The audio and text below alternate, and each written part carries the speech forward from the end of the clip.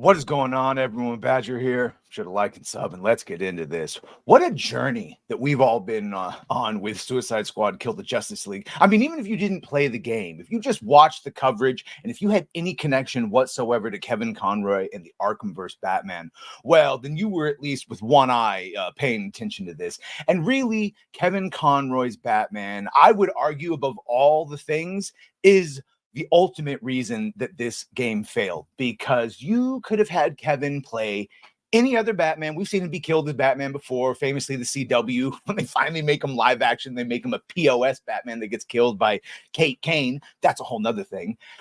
So in what was widely known to be, essentially Kevin's last performance, even though we saw him in a little bit in Infinite Crisis, the decision to not only have him killed, because obviously in a game like Suicide Squad Kill the Justice League, you would expect to kill a couple League members.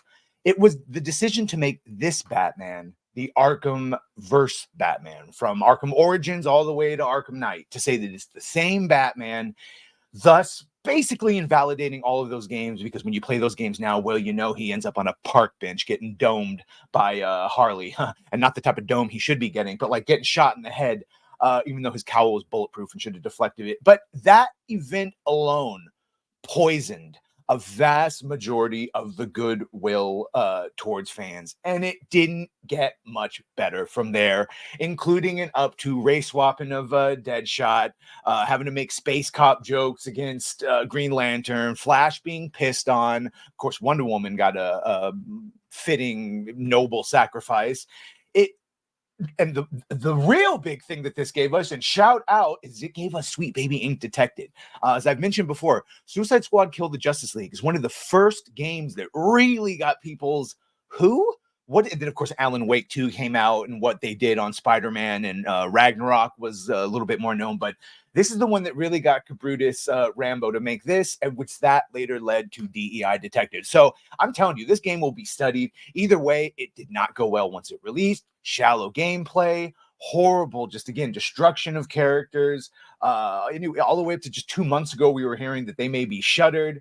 5 months after release, you can see just in July, they gave the game free. I didn't download this, by the way. I could have, and I don't even want to play the game for free to Amazon Prime members. And I'm telling you, it'll be on Game Pass or PlayStation Plus any minute, and I guarantee you the numbers still don't go up that much. They released their, and this is the big one, right? This is like, we all thought it was parody. Right before Comic-Con, we got this. So here was the not just do we get that we're getting, of course, female Asian lesbian Mrs. Freeze. We're getting, of course, all the, because you need, first of all, they're the only ones playing this character, am I right? So we got to give them all their skins, and yeah, just what an abomination.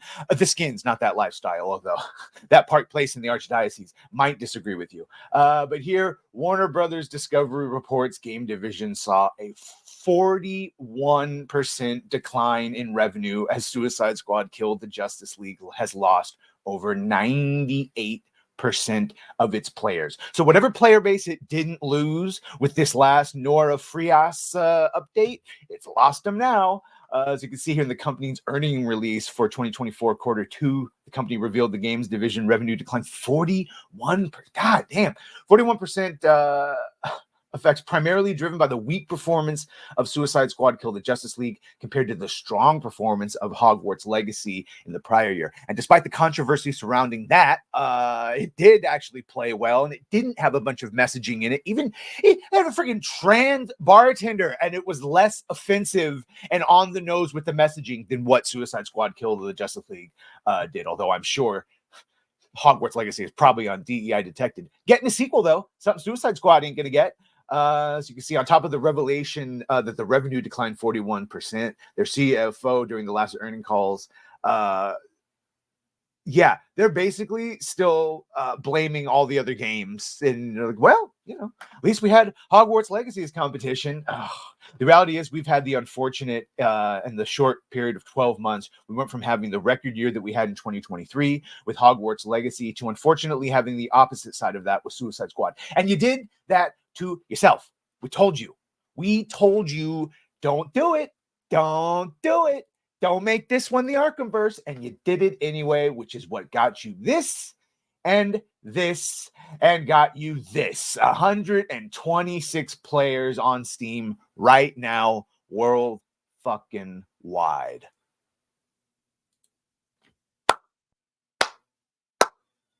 Good job, Kim. Good job, Sweet Baby Inc. Yeah, real good job. Good job, Rex Diddy. We'll see you in the future. Or actually, we won't, because you're probably going to be shuttered and disbanded and turned into something else. Bye. And oh, you know what? And this is what I say to that, them getting shuttered and turned into something else. Oh no. What happened? Oh no, how terrible. That's just awful. How terrible. Oh no.